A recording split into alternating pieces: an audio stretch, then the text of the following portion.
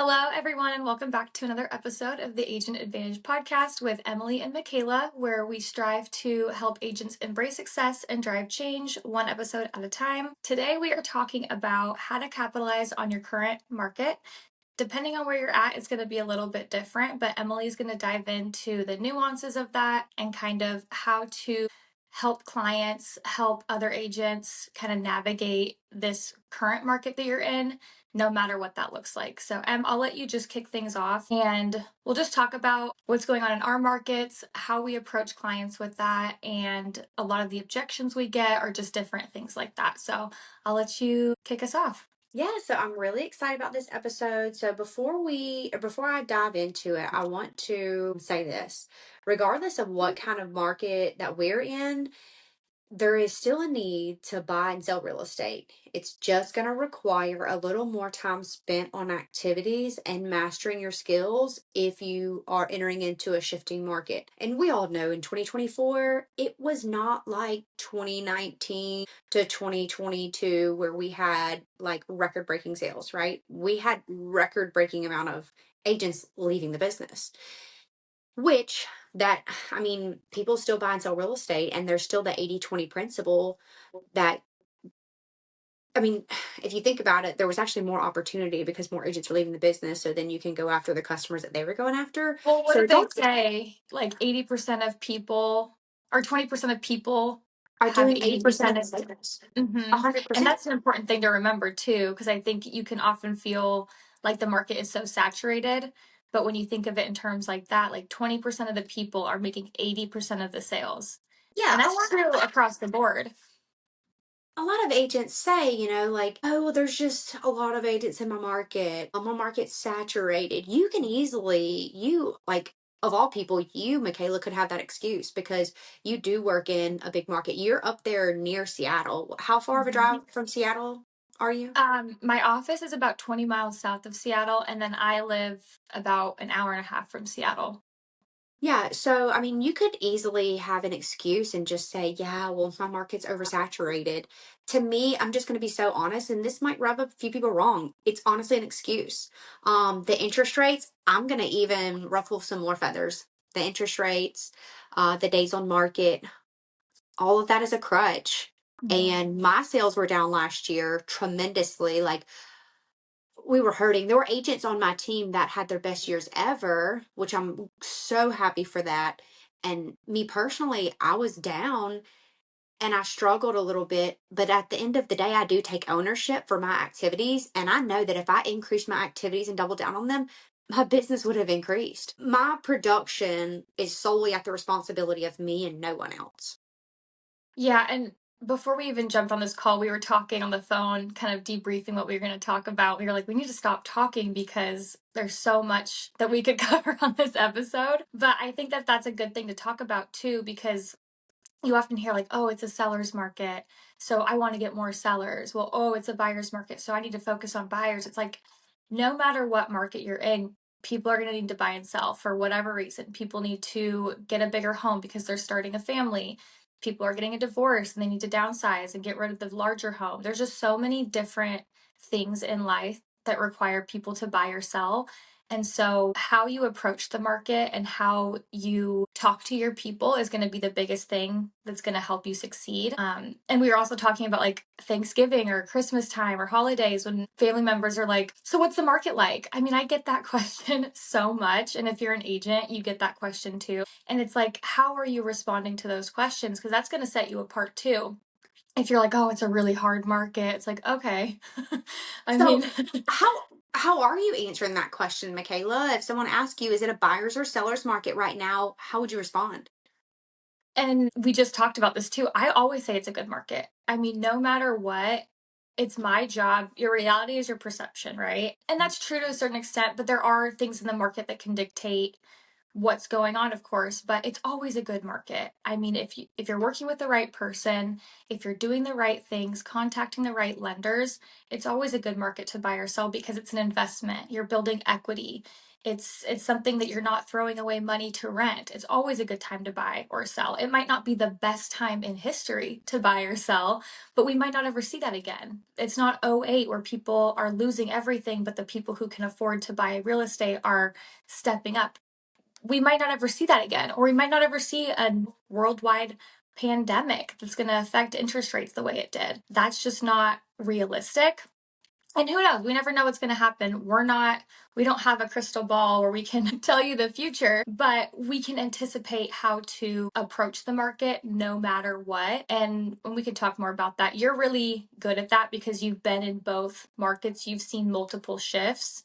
And so I think it's important just to know what to tell people and how to approach it. Because if you're not confident or you're not sure how to work in a certain market, then people aren't going to trust you naturally. Yep. So I actually want to talk about that for just a second. This is going to be probably the best part of this episode, guys. So if you have tuned out, like tune in even just for this little bit, because this is going to be the reason that me and Michaela joined in on this episode for today.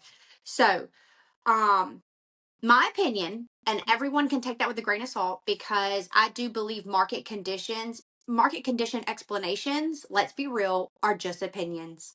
Okay. We cannot predict the market. If we could, we'd all be millionaires. Even our chief economists have been wrong in multiple situations in multiple years. So, guys, we can't predict the market. Okay. But we can also pull common sense and experience and make an educated conclusion on what we think about the market. So, I have been in the industry for going on 9 years, and I used to think that 6 months on market was great. I was like, oh my gosh, sold in 6 months, and I would make a flyer.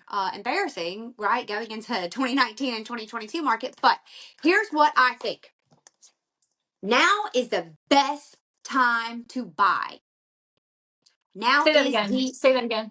now is the time to buy. And let me break that down for you. I've had buyers say, yeah, but we're just going to wait for interest rates to come down, or, oof, the prices are high. Okay. Yes, buyer, understand what you're saying about the prices being high. Also, look at the days on market and look at the list price to sales price ratio percentage. Okay. It's getting a little bit lower, which indicates more sellers are being a lot more negotiable. Okay. At the end of the day, I hate to say it, but people get married, people get divorced, people pass away. Like, homes are still being bought and sold. Okay. So it's just finding them motivated, right? So let me just give you a one short paragraph of why I think it's the best, because I have gotten derailed and I'm sorry.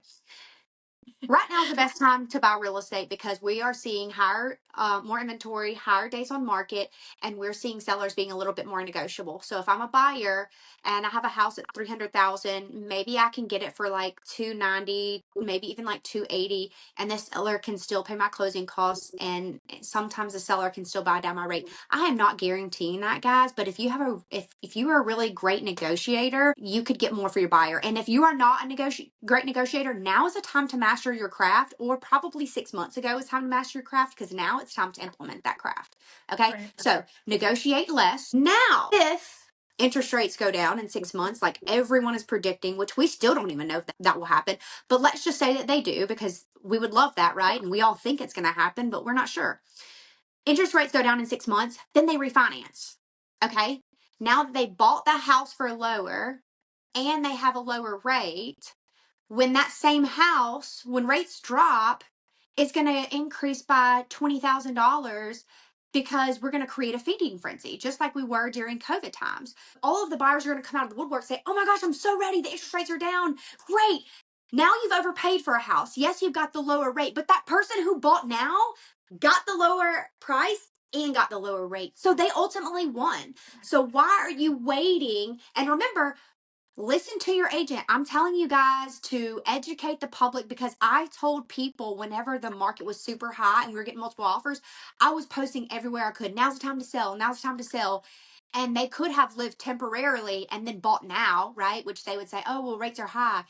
But you buy whenever prices are low, you refinance when rates are low, because timing low rates and low housing prices is extremely hard to do. And honestly, I believe that you fall into it. It's luck. It's just a Mhm. happenstance.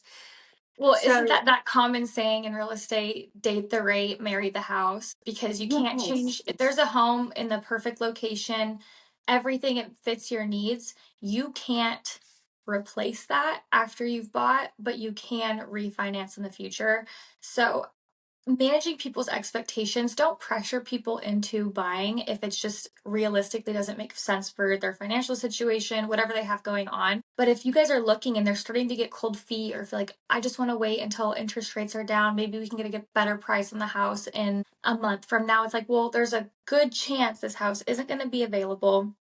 And if rates do go down, you're going to be competing with everybody else who had the exact same mindset that's been waiting, especially after the elections and everything. I have so many buyers who were waiting until the new year, waiting until elections to kind of see where everything fell. And that's fine, but educating your people to know like if you buy now, this is what to expect. If you wait 6 months, here's what to expect, and give them all of those options.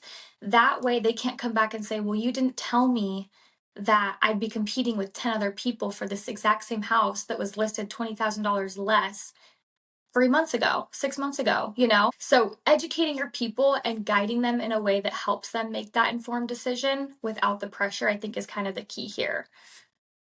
And I I think it's believe that kind of what you're saying. I believe that you'd be doing your customer a disservice if you did not explain to them what all I just explained. Yeah. Now, if rates don't go down, because we know there's more factors than a president that is in office, and this is not a political debate. This isn't for or against the current president.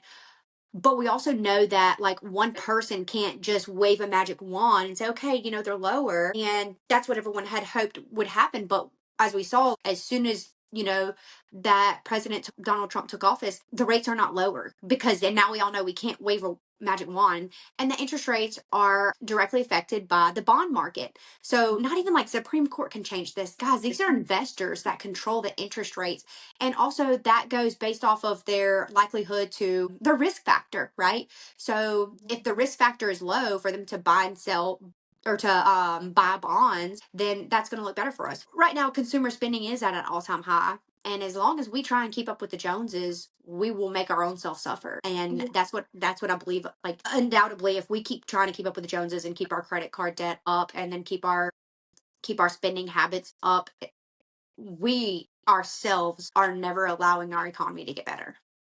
Yeah, and I think for people, maybe even newer agents who don't know the difference between like a buyer's market or a seller's market, can we talk about how you differentiate that or like what a balanced market is or how do we navigate that and how do you know if it's a buyer's market or a seller's market, quote unquote? Yeah. So it's pretty simple. A buyer's market favors a buyer, a seller's market favors a seller.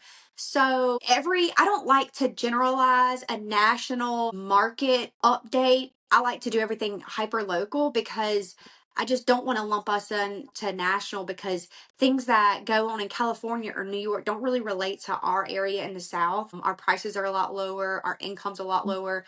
So I would say here's a seller's market, here's a buyer's market, and here's a balanced market. We're like right here. So we're almost to a balanced market according to statistics.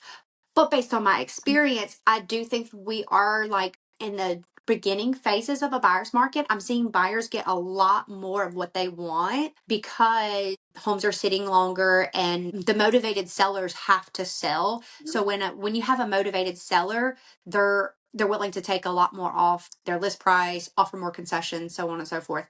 So I see us move in our market. What about you, Michaela? Well, I was gonna say, so like the whole idea of buyer and seller, it's like economics 101, right? Like the supply versus demand.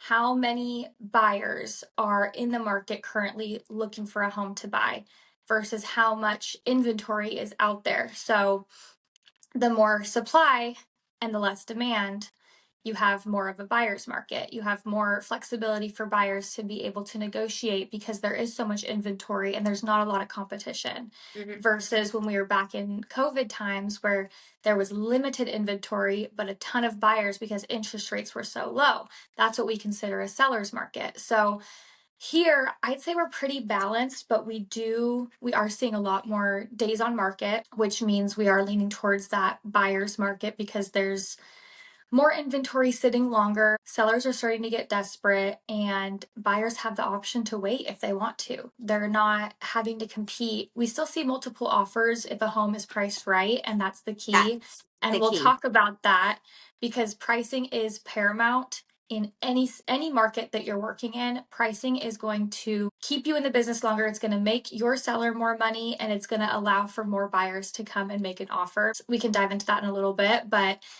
right now, I'd say we're still pretty balanced, but if interest rates do go down, that's going to change the market a ton. And so it's going to have more buyers. And I think we could get into a situation where if interest rates go down, people are going to want to start listing their homes if they think that they can get multiple offers. But also, there's going to be so much more competition for all of those buyers who are sitting in that pool, that little waiting pool, if you will, waiting for those interest rates to drop. As soon as that happens, you're going to see a flood of people coming in wanting to Do buy homes. Do you believe that if interest rates dip below, I would say, because I mean, right now we're sitting pretty high, sometimes like right at seven, right under seven. If rates dip below five or even like four and a half, do you think that we could see what we saw around COVID time? I don't know if we'll ever see that again.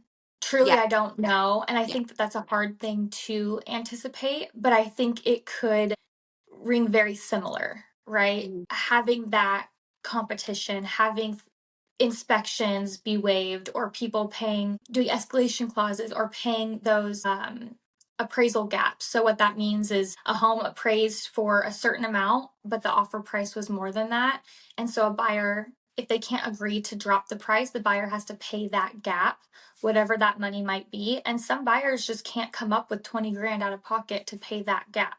So then that limits your ability to compete with other buyers in the market as well. So it's hard to say, but I think we could start to see some very similar tactics that we saw back in 2020 or COVID times with escalation clauses, appraisal gaps, all of that different stuff, things being waived. And that affects your buyers too. If you're waiving an inspection because your buyer wants this house, needs this house, and is paying above market price for it, then you start to get into some hot water too. And that's something that your buyers need to be prepared for if it comes to that. So it's all stuff that we can speculate on and anticipate, but we just don't know because we're not fortune tellers. We can't see Yeah. into the future. But what do you think? Do you? So I actually think if rates get below five, I don't think it's going to be like it was in like 2019 to 2022 or whatever. And the reason I don't think that is because, I mean, let's just be honest, y'all. Were like seeing 2.9% interest rates. Like, I don't think it's going to be like that. I think it's going to be about 80% of that. I do think it's going to be pretty serious. I think a lot of people are going to come out of the woodworks, and we're going to have a lot more buyers. I think at first what's going to happen is the buyers are going to flood, okay? And they're going to still think, because when you have a market correction, or I don't even want to say correction, I want to say just shift, when you're moving from one to the other, and they're not drastic shifts, they're very slow shifts. You have people that lag, okay, and they don't quickly pick up on it, which is to be expected, right? Because it's a big deal.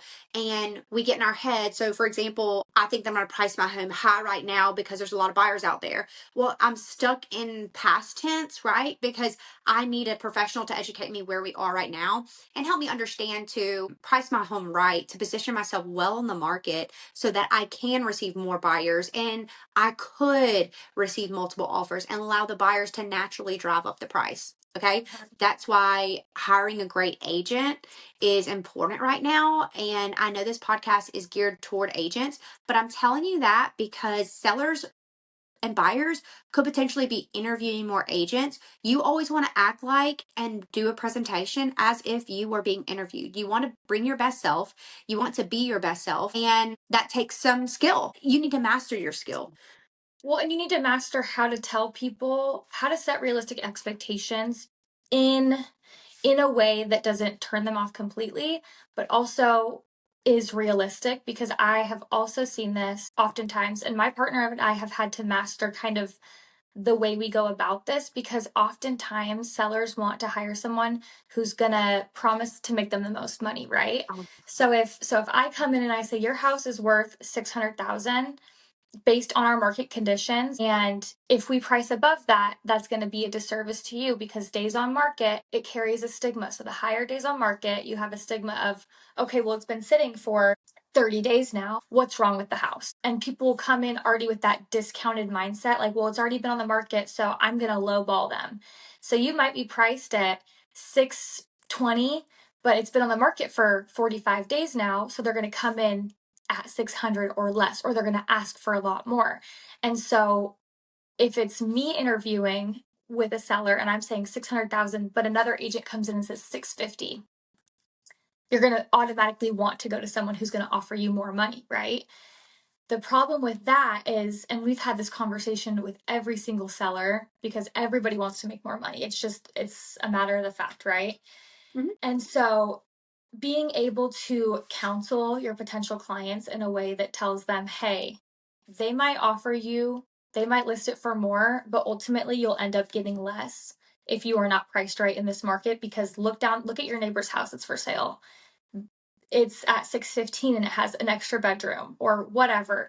You just have to learn how to handle those objections and handle those issues, because there's going to be agents out there who will overpromise and underdeliver. Yes. We're gonna have to pause for a minute. No worries. Okay. And we're back. So the thing is like, how do you capitalize everything that we talked about up until now? Is like, okay, now I understand like how to convey that to a seller, like what you were talking about, and to a buyer, right? Explaining that. So now we know how to explain the current market to a buyer and a seller. Like, how do you profit on that or make this market profitable to you? Again, guys, this is just our opinion. This is a podcast, and you can take all of the advice from us or anyone else you'd like to. But I believe that you need to first get back to the basics. So last year was really slow for everyone, and we all know that. Lots of changes. So you want to capitalize on our current market, get back to the basics, increase your structure and accountability in your business. Number two, be learning based. Attend more training now than ever. Listen to more podcasts, listen to audible books or read books, and attend training, whether it's Zoom or in person. Guys, we don't know it all. And now is the time that we need to master our craft and be the professional that the consumers expect us to show up as. And number three, work on practicing conversations and working through objections. So that goes back to mastering your skill. So I can anticipate the objections based off of role play with another agent, right? We can have conversations and we can practice that. And they're moving away from the word scripts. I've noticed that they're moving away from the word scripts because that sounds like we're trying to sell you something. We're not trying to sell you something. We're just trying to have a conversation to help you and to serve you. And sometimes those conversations lead towards to objections, and we need help handling those, right? Because we need to know how to respond to their questions. We can anticipate their questions, which in turn we can anticipate the answer, right? And we sometimes do that on this podcast, and we could do a couple different objection handlings on a whole episode just to kind of get a feel. But you can, if you've been on a listing appointment before, even if you haven't, put yourself in a buyer or seller's shoes and think of questions you would ask or concerns you would have. Maybe you saw on TikTok that a recession is coming. So start to think about those things, and how would you handle those questions or those objections of someone saying, well, I don't want to sell because of X, Y, and Z, or I don't want to buy right now because we're going to have a whole market crash and I'm going to wait for that and I'm going to wait to get something at 2%. It's like, okay, let's talk about that, because that might not be realistic either. So practice with yourself, practice with family members. That's the best way to get better, because if you seem unsure in the market, your clients are not going to seem sure either. They're not going to have the trust or the faith in you or feel confident in the decision they're making. So it's your job to be that person who comes in with confidence, who comes in with knowledge and expertise to help guide them through the uncertainty. No, I agree with you about having confidence because confidence radiates. And when you have confidence, they can confide in you. If you do not project confidence, they can't confide in you. And do you trust someone to represent you that you can't confide in? I mean, the answer is no, right? If you don't Well, trust someone, you yeah. typically don't hire them. And where does that confidence come from? It comes from exactly what you're talking about, the trainings, the objection handling, the practice, the going on appointments and just getting those jitters out if you haven't done it before. Or if you've done it but you're working on restructuring how you do it, you know. So everything that you're saying is exactly what I would be doing if I was wanting to get. So, okay, so let's talk about more opportunities. So, who should you be targeting and what conversations should you be having? Well, first, you have to find the motivated. Well, how do you find the motivated? Quality will be found through quantity. Okay. So, you definitely still need to be lead generating and obviously double down on that, do more of it. Okay. So, when you receive a lead, you need to ask more questions. Okay. 2 years ago or 3 years ago, we would say, "Oh my gosh, you want to buy a house? Okay, talk to this lender. Let's do a buyer consult. Let's go. Let's go look at houses." We need to find their motivation, if I'm being so honest. That's something that we didn't really have time to do a couple years ago. And that was Mhm. okay because, I mean, we were having closings left and right, and most of the customers were extremely motivated. Well, in a shifting market, they, especially, I know this sounds crazy, but especially a seller's market, or excuse me, a buyer's market, the buyers are not as motivated. So let me give you an example. So if a market favors a buyer, the buyer is typically not as in a hurry because they know that the market conditions favor them. So everyone has to wait on them. They know the ball is in their court essentially. So if they understand or think that the ball is in their court, they often take longer to decide, take longer to respond, or just aren't sure or can't narrow their focus. And it doesn't really matter because they know that those sellers will be more negotiable, like they can sleep on it, everything like that. Not saying that that's a problem. What I am saying is you are going to have more tire kickers. Okay. So how do you find the motivated? Again, the qualities and the quantity. Okay. Ask more questions. When you get them on the phone, you need to have a pre-list questionnaire, or excuse me, like a pre-qualifying questionnaire. And that could be, you can have a buyer pre-qualification questionnaire, and then you can have a seller pre-qualification questionnaire. Questions on that, or questions that you need to ask are, when is your timeline? Why do you want to buy or sell? What happens if you don't find what you're looking for?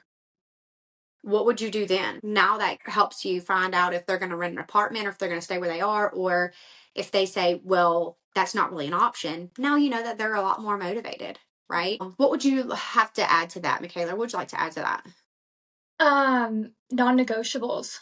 What is a non-negotiable? Because often, especially for buyers, a lot of times we call their things that they're looking for are often like a unicorn house. So they want 3 acres with a 5 bedroom house, fully fenced, with a detached shop and an attached garage, X, Y, and Z at a certain price. And it's like, okay, that's all fine and dandy, but at that price point, or to have this or this certain location, there's a lot of things you have to give and take. Unless you're building a custom home in your perfect location, it's really hard to find the exact perfect home for somebody who's like that. So, managing expectations, what's a non negotiable? What is something you absolutely need? What is something you could live without? I'll try to get you everything you're looking for and more. But if I can't, what are the things you're willing to give and take? And that can be something you first talk about, or that can be, before you get ready to go do some showings. But everything you talked about, try to think if there's anything else that I would add to that. Also, if Um, they are looking for that oh, unicorn, go ahead. oh, I was just gonna say, who are the decision makers? That's a big one, and that's one that often gets missed, especially if they're a married person, their spouse has to be a part of the signing process just by law. And that can be tricky because someone might say, well, I just want to do it on my own. It's like there's some different things you have to work through with that. So, who are the decision makers? And are they going to be able to be present at the appointments that we're going to be on? Because if you're showing them 10 houses, but there's someone else who's making a decision, you might have to do those 10 houses all over again. So, trying to figure out what the timing looks like, who's making those decisions, and can all parties be present during Okay. that? I want to hit on what you just talked about. The reason that we don't want to show them 10 houses and show them 10 more houses is because we have fewer buyers. And when you have fewer buyers, you're you're already working more to get more buyers. You need to minimize the work that you're doing when you have the buyers. I'm not saying give them a lesser service. I'm saying be smart about it. And it's Mhm. not smart to go show someone 10 houses and then turn around and go show someone the same 10 houses again. That doesn't make sense. That's it. It goes back to the find the motivated. Be smart when you run your business, and showing two separate couples like houses that like the same dang houses, they wouldn't want to do it. Why would you do it? Mhm. And It's your because you're time is selling yourself short. valuable. Yeah, so you have to think of your time as you're on the clock. You're making money on the clock. So of course, certain situations, if someone lives out of town or there's certain things, like I have buyers right now who are a married couple and they're looking to purchase a property for their son. Well, their son lives out of town. So we've been searching for a few weeks and they've narrowed it down to like 3 houses they want to see, and he'll come into town and look at those houses. So that's kind of a special circumstance, but if possible, you need to minimize the amount of time you're showing houses because it is timely. It takes a lot of time, it takes effort, and you got to make sure you're protecting yourself in all of that as well. Oh, yes. So, where are the motivated buyers and sellers? That's what you need to ask a question yourself, because I feel like the local markets can be, I would say, like locally centric. And what I mean by that is it can depend on your market where your motivated buyers and sellers are. Maybe talk to your vendors, your lenders, your partners, ask them for referrals. If you are sending your vendors referrals, I hate to say this, but they should be sending you referrals. And we should have that expectations with our vendor partners. So go like search for the leads. You will never receive unless you ask. I promise you that. And the worst that they could say is no. And that doesn't really hurt your feelings. I mean, it might hurt your feelings, excuse me, but it doesn't physically hurt. So just get over it. And we need to be more skilled at finding their motivation. Ask questions on the front end. Why are they, as for a seller, why are you selling? Where are you going once you sell? What happens if you don't sell? How fast you need to get there? And the most important question is, what happens if we can't find the home that you're looking for? Or what happens if we can't sell? The answer could be, oh, I'll just reduce the price until we sell. That's not an option. Well, now you have a motivated seller. You would agree? Mm-hmm. And the same for a buyer. Well, and if you're asking that question, then, and if they ask, well, I don't know, what would I do? Or what do I, like, you're the professional, help me decide what I would do. And oftentimes, if a seller has a specific, this is kind of off topic, but if a seller has a specific price in mind and you know it's overpriced, how to handle something like that too is to say, okay, we'll list it at your price for 14 days. If we don't get the traction that I'm expecting this house to get in 14 days and we do not have any viable buyers or enough traction, then we're going to do it my way. And within 14 days, I need you to promise that you'll sign this contract to reduce the price to this amount. I'll do it your way, but then we need to do it my way if that doesn't work out. So there's things you can do too to help with that. I know that's a little off topic. No, but you can But get that price reduction signed at the listing appointment for mhm, the 14 days later. true, I like true, that. yeah. Yeah.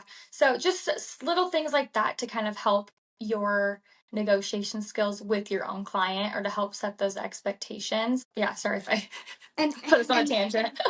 And no, I'm glad that you talked about that. And guys, don't only talk about your conversations and your objections that you're having and like how to learn the market, but you also need to learn how to become a pro negotiator. And we're going to talk about that within our next few episodes of how to become a professional negotiator, or really just master the art of negotiation. There's really an art to it. I'm really excited to talk about that one. This one was really on my heart because of that. I call it the paragraph that I talked about earlier, which was the main gold nugget I wanted to take away from this on why now is the perfect time to buy real estate. And also, it's the right time to sell real estate because you can still sell it for top dollar if you position yourself well on the market, and you as the agent are helping them do that. And you need to price right. You don't price where the market has been, aka sold properties. You don't price where the market is, aka pending properties. but you price where the market is headed. Compete with your active listings, price below market value, and you will in turn sell for above market value. Most of the times, you can't underprice a house, right? Because if it's underpriced, what are you going to do? You're going to increase the buyer activity, which is going to increase the offers, which is going to drive up the price. So you have to become a professional and master I hate to say it, but the conversation of having that and delivering to the customer. Yeah, I think that's the most important part really to take away from this whole entire episode. If you can take one thing, is just position yourself to be confident in these conversations, position yourself to know what your market specifically is looking like. Look at what's pending for the month. Look at what's under contract versus what's currently on the market. Look at how many new active listings are in your market area for the month or for the last week, and just know those stats off the top of your head and check it constantly. You'll notice that your market can change within weeks of each other. So you might see there's a ton of activity one week and there's not the next week, or there's a ton that are pending but maybe not so much. It just really depends on your market and what's going on, but you need to know and you need to stay on top of that when you do get that question, because it's not if you get that question, it's when you get that question, especially as an agent. It's your job to know what's going on. That's my little soapbox moment. I have about one an episode. Okay. I'll allow it. Is there anything else you want to add to that, Em, before we sign off? I don't have, or maybe I'll have one thing, and that is to, guys, get into structure, get back to accountability, be learning based, and double down on your activities. That is how you're going to capitalize on a market shift in our current market conditions. Yeah, 100%. And of course, as always, if you have questions about today's episode, you can send us a message on Instagram. You can email us at theagentadvantagepodcast@gmail.com. We really just hope that you took something away from this episode, whether it's how to navigate with your buyers and sellers or how to figure out what kind of market you're in currently. We want to be of value to you. We want to help you navigate the best you can and get back. We hope you have a productive and happy week. And in the meantime, you can follow us on Instagram at the Agent Advantage Podcast. And again, email us at the Agent Advantage Podcast at gmail.com with any questions. And we will see you next week. Bye. Bye. Okay.